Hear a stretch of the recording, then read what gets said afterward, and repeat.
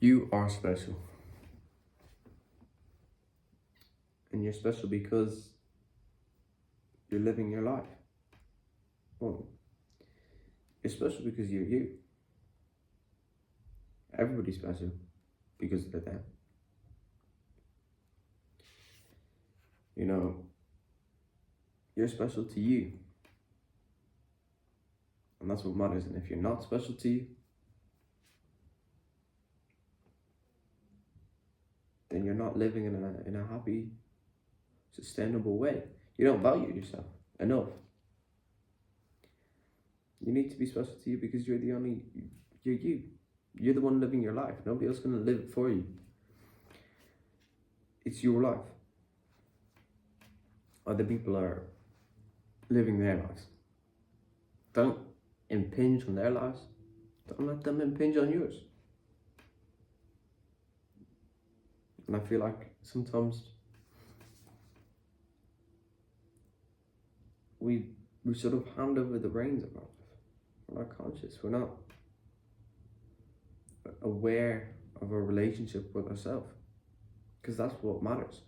That's how you become you.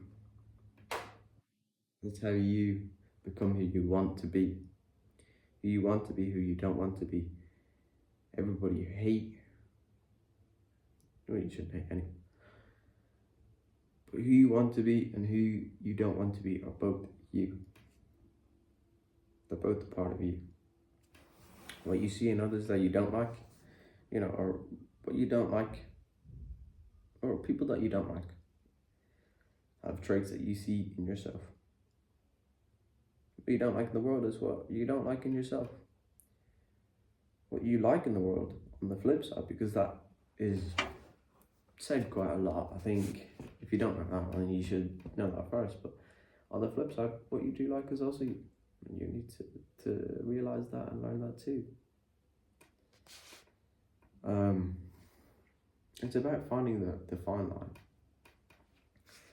between simpling yourself down, because you don't want to simple yourself down. You want to be you in your full capacity and use your full capacity and express yourself to your full capacity. But in the same manner, you don't want to adopt others' personalities or interests or try to be someone that you're not. There's a big difference between changing and trying to be someone that you're not. I feel like a lot of us try to be something we're not instead of change. And it's an easy mistake to make. And to be honest, I've made it. And like today's the first day that I haven't. And both of them are mixed together, really. Don't over expand yourself. Don't represent things that you don't like just because the world would prefer that you do, or maybe they would prefer that you don't, but you just unconsciously incorporate things into you that you don't want to, or maybe you do want to. Don't be fickle with yourself. Don't dumb others down. Don't dumb yourself down. Don't view the world as, or people. Don't view people, especially yourself, but people too, simply, because people aren't simple. We are all multifaceted. We are all different. And we have to be ourselves. There's only one you. Everybody else is taken. That isn't to say that you are stagnant, that you can't change, that you is a fixed concept, and that you have to find that you. Because that's not true. I feel like you first have to know yourself. And knowing yourself is tricky. I feel like I'm getting it. You have to know yourself. And that takes introspection. Not looking into the past, but not looking into the past negatively. Just looking into the past and viewing yourself. especially when you're a kid, and how you were before you know anything. Just how you were as a kid. You know, the way I look at everybody is they were once children. Or I like to look at everybody at all times, but I don't always. But I've always thought this, that, you know, everybody was once a child. Everybody was once somebody's little papa. They should have been. Everybody was once a child. Everybody once saw the magic in life, you know. You know how childhood is. Everybody was once that. Why treat them so different? And that's true for yourself. But who you were as a child doesn't completely determine who you are now. But it's a good grasp on some parts of you. Some very innate young parts of you. And you have to also understand where those parts came from. You have to understand where all your parts come from. You have to understand what parts of you are truly you and what parts of you are social conditioning.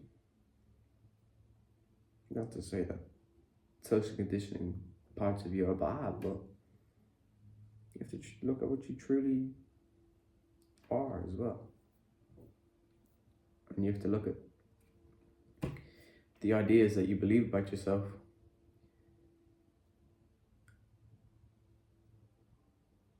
That may not be completely true, because we believe everything we believe about ourselves is true.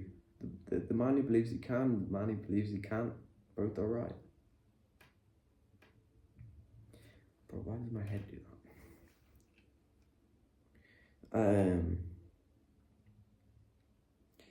And then the other step is being present. Discovering you is by being with yourself currently at the moment. Not looking in the past and going, I should have done that, I would have done that now.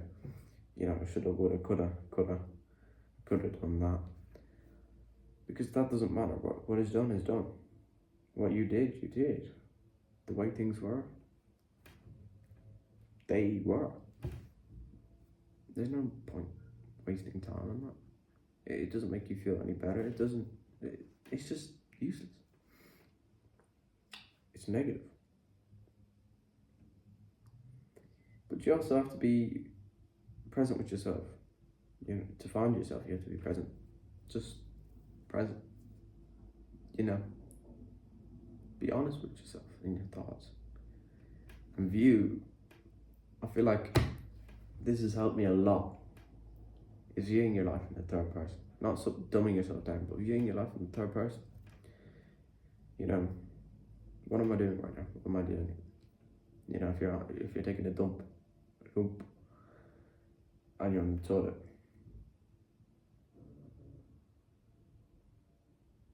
and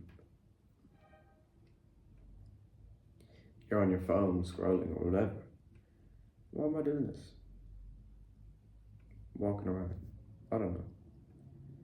You just have to question yourself on why you say things, why you do things, and see if you really feel as if they represent you, and if you can truly get behind what they are.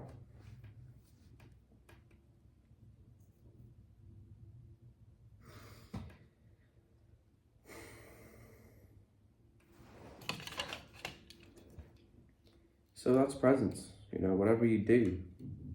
And you have to be honest with yourself, you have to push yourself. Whenever you're doing a workout, did I really push myself there?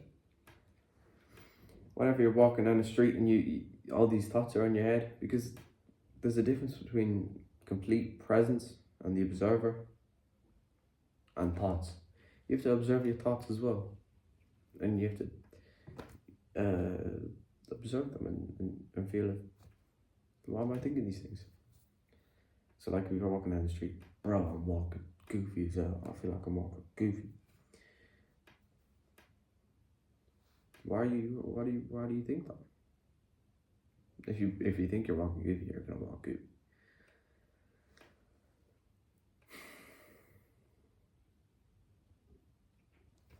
So you just have to gauge in the present moment while you're doing things, while you're thinking things. Truly, you know, you have to be completely honest with yourself. Don't be too harsh on yourself, but be honest with yourself. There's genuinely no point in lying with yourself. I feel like something I did, something we all do. I don't know about all of us, but you really have to be honest with yourself. If you're not honest with yourself, you're not going to be honest to anybody else. You're not going to be yourself if you're not honest with yourself. You're not going to be proud of yourself if you're not honest with yourself. You're never going to find yourself if you're not honest with yourself. And you have to try, and it takes a push. There's actions that come easy, and there's actions that come hard. It's about taking those actions regardless. And if you don't take the action that is hard, that's okay too. Well, it's not the best, but you have to understand why you didn't take it. You have to forgive yourself and realize that it's not that big a deal. Progress is not linear. I mean, progress is not linear. Progress is progress. Sometimes it can be invisible.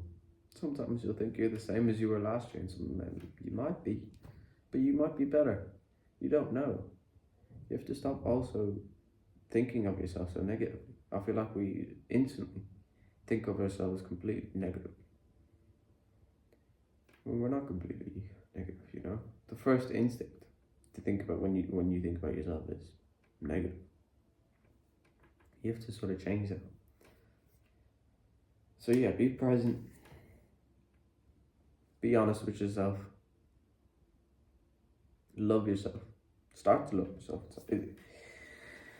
It's hard because you should love yourself, and it will make you truly appreciate things. Okay, I'm going off. Love yourself. You have to learn to love yourself and love yourself through your actions. Represent yourself through your actions and through everything. And you know, you don't always have to react.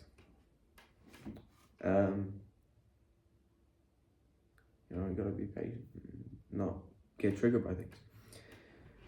Okay, I'm sort of waffling at this point, but be honest with yourself, be present.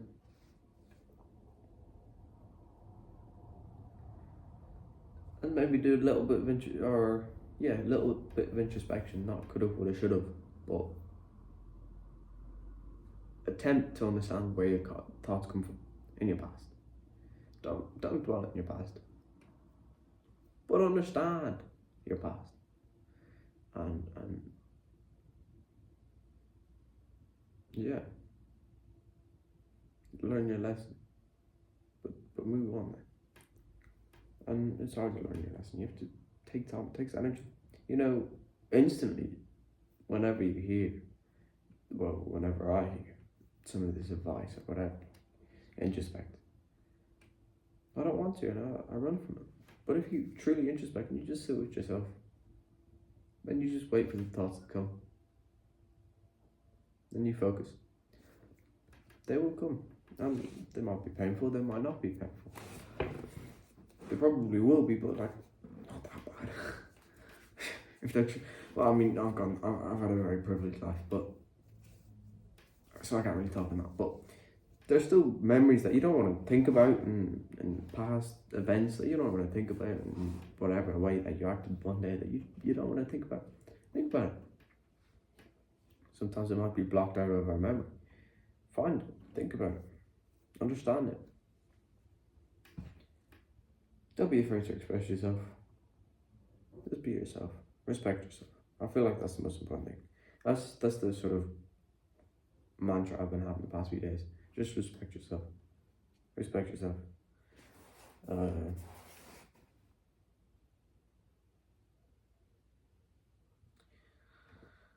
Treat yourself like a good friend is what